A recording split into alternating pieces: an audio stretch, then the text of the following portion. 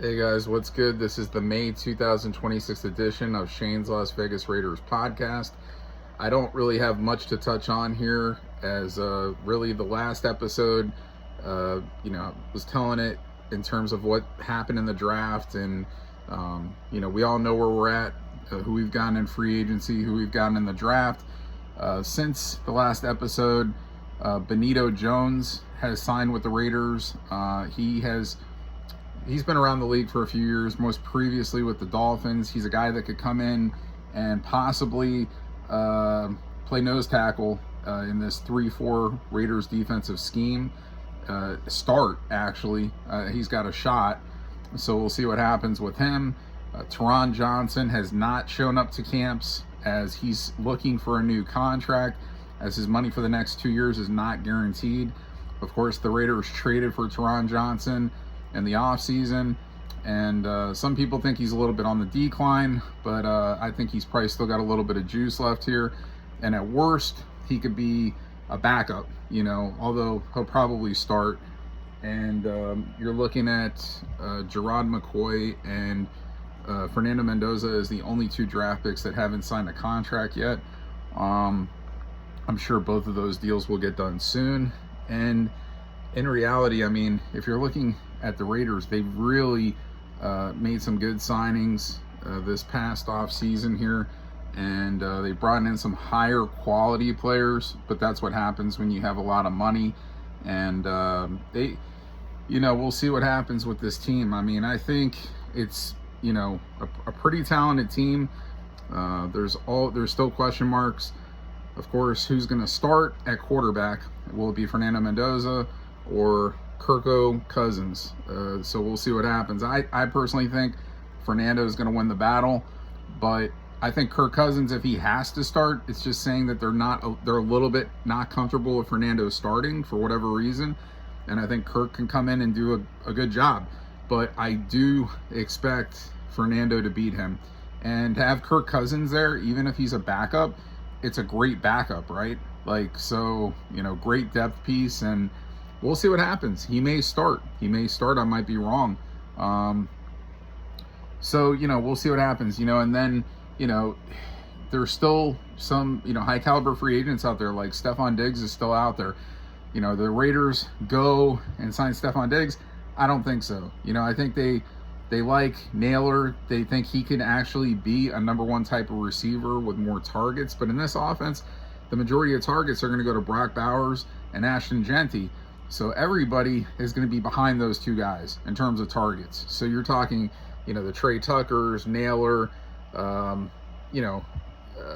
Beck, any of these young guys that we have, even Michael Mayer, these guys are going to not get a lot of targets out there unless something happens to Bowers and Genty, which we don't want to see. Like last year, Bowers missed several games. We don't want to see that.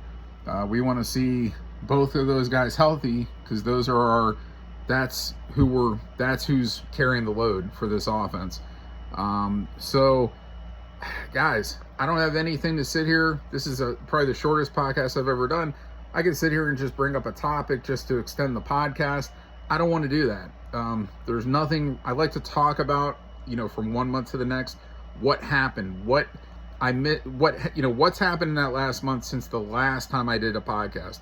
So basically, that's where we're at. I mean, it's Benito Jones signing and Teron Johnson holding out of showing up, but this isn't official training camp.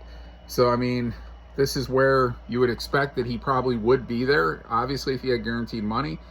Whatever. We'll see. I'm sure they get something worked out with him, and, he's in soon, OTAs or whatever. There'll be more camps coming up here. So I lose track because they do all these off-season camps before regular real training camp starts in July. So we're almost there, guys. We're almost in June, and July is going to be here before you know it. So 6-7 weeks, these guys will be in training camp getting ready for preseason and then for the regular season. And you know what? To the Raider fans, they get upset of people that predict the Raiders to be really bad record-wise. They're never going to get credit. They're never going to get analysts picking for them even if deep down they might believe inside the Raiders could be a competitive or a better team, until the Raiders actually show it. It's just the way it is. You're going to get very few. There may be a few that go off on a ledge and say we think the Raiders could be a playoff team when they were like a 3-1 team last year.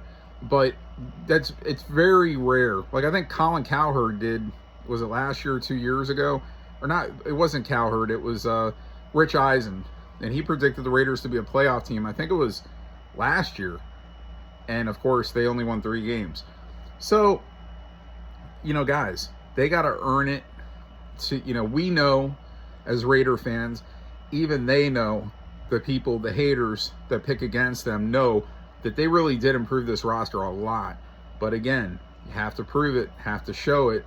And these are the same people that are picking Kansas City again to be an upper echelon team, and they've just been losing more players than they've been gaining. And, Mahomes is coming off of surgery, and Kelsey's almost out of the league, and they're still picking these guys to be an upper echelon team coming off of an awful season. Of course, they had injuries. So did the Raiders. So did several teams had key injuries last year that hurt their chances. But I'm just saying, there's no way that Kansas City improved anywhere near to where these analysts are picking them to be a 10, 11 game winner and contend to go back to the Super Bowl. It's not happening. So guys, in my opinion, the AFC West is wide open. And I think the Raiders have a really good chance here, and that's all I'm going to say. I just think, got to win one at a time. There's 17 games. Week 1, the schedule came out. I'm not going to go over all the games, but week 1 against the Dolphins, that should be an easy win for the Raiders, but we'll see what happens. I'll be back next month with another podcast. See ya.